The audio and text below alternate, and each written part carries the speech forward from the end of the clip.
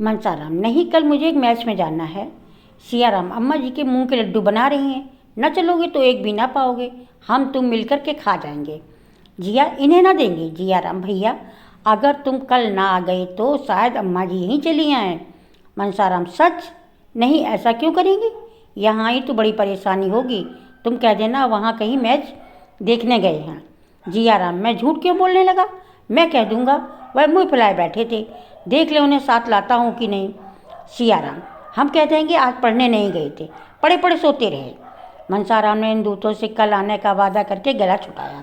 जब दोनों चले गए तो फिर चिंता में डूब गया। रात भर उसे करवटें बदलते गुजरी। दिन का भी, छुट्टी का दिन भी बैठे बैठे कट गया। उसके दिन की शंका होती रही कि कहीं अम्मा जी सचमुच न चले आएं। किसी गाड़ी की खड़खड़ाहट सुनता तो उसका कलेजा धक धक करने लगता, कहीं आ तो नहीं गई। छात्रावास में एक छोटा सा औषधालय था। एक डॉक्टर साहब संध्या समय 1 घंटे के लिए आ जाया करते थे। अगर कोई लड़का बीमार होता तो उन्हें दवा देते। आज वह आए तो मनसाराम कुछ सोचता हुआ उनके पास जाकर खड़ा हो गया। वह मनसाराम को अच्छी तरह जानते थे। उन्हें देखकर आश्चर्य से बोले, यह तुम्हारी क्या हालत है जी? तुम तो मानो गले जा रहे हो। कहीं बाजार का चस्का पड़ गया? आखिर तुम्हें हुआ क्या? जरा यहाँ तो आओ। मनसाराम ने मुस्कुराकर कहा, मुझे जिंदगी का रोग है। आपके पास इसकी भी कोई दवा है? डॉक्टर, मैं तुम्हारी परीक्षा करना चाहता हूँ। तुम्हारी सूरत ही बदल गई, पहचानने में भी नहीं आते। यह कहकर उन्होंने मनसाराम का हाथ पकड़ लिया और छाती, पीठ, आंखें, जीभ सब बारी बारी से देखी। तब चिंतित होकर बोले, वकील साहब से आज मैं मिलूंगा। तुम्हें थायसिस हो रहा है, सारे लक्षण उसी के हैं। मनसाराम ने बड़ी उत्सुकता से पूछा, कितने दिनों में काम तमाम हो जाएगा डॉक्टर साहब? डॉक्टर, कैसी बातें करते हो जी? मैं वकील साहब से मिलकर तुम्हें किसी पहाड़ी जगह पे भेजने की सलाह दूंगा। ईश्वर ने चाहा बहुत जल्द अच्छे हो जाओगे।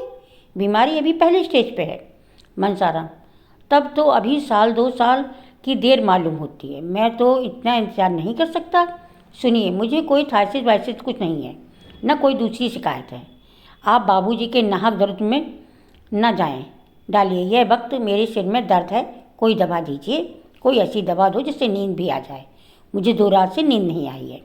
डॉक्टर ने जहरीली दवाइयों की अलमारी खोली और शीशी में से थोड़ी सी दवा निकालकर मनसाराम को दी। मनसाराम ने कहा, यह कोई जहर है क्या? इसे पी, भला इसे कोई पीकर लेकर मर जाए? नहीं, मर तो नहीं जाए, पर सिर में चक्कर जरूर आ जाएं। मनसाराम, कोई ऐसी दवा भी है इसमें जिसे पीते ही प्राण निकल जाए? डॉक्टर, ऐसी 1-2 नहीं, कितनी ही दवाएं हैं। यह जो शीशी देख रहे हो, इसकी एक भी बूंद पेट में चली जाए तो जान न बचे, आनन फानन में मौत हो जाए।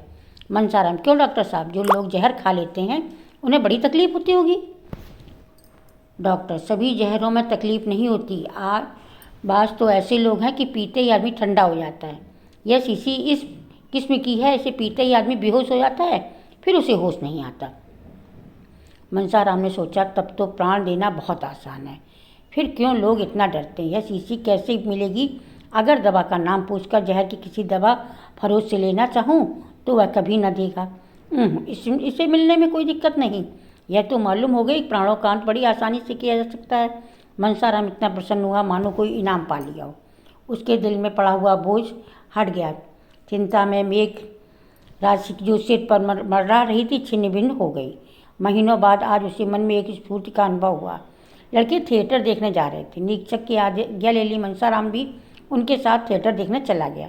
ऐसा खुश था मानो उसे ज़्यादा खुशी जीव संसार में कोई नहीं। थिएटर ने नकल देखकर वह हंसते हंसते लौट गया।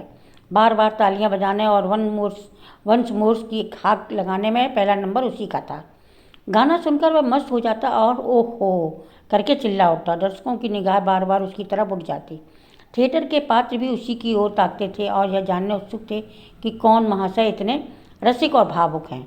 उनके मित्रों की उनकी उछलता पर आश्चर्य हो गया।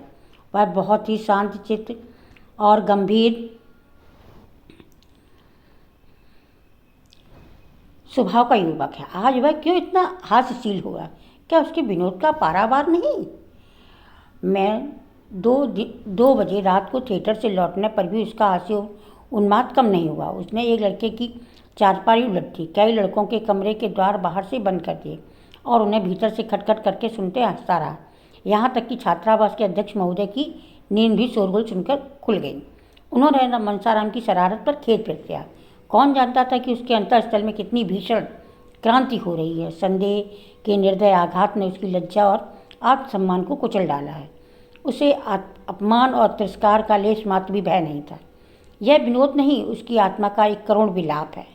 और सब लड़के सो गए तो वह भी चारपाई पर लेटा, लेकिन उसे नींद नहीं आई। एक क्षण के बाद बैठा और अपनी सारी पुस्तकें बांधकर संदूक में रख दी। जब मरना है तो पढ़कर क्या होगा। जिस जीवन में ऐसी बाधाएं हैं, ऐसी ऐसी यातनाएं हैं, उनसे मृत्यु कहीं अच्छी। यह सोचते सोचते तगड़ा हो गया। तीन रात से वह एक क्षण भी न सोया था। इस वक्त वह उठा तो उसके पैर थर थर काँप रहे थे, सिर में चक्कर आ रहा था, आंखें जल रही थी और सिर के सारे शिथिल हो रहे थे। दिन बढ़ता गया और उसकी इतनी शक्ति चढ़ता जाता, उसकी इतनी शक्ति भी न थी कि उसके मुँह हाथ धो डाले। एकाएक उसने मूंगी को रुमाल में कुछ लिए हुए, अरे या भा, हाँ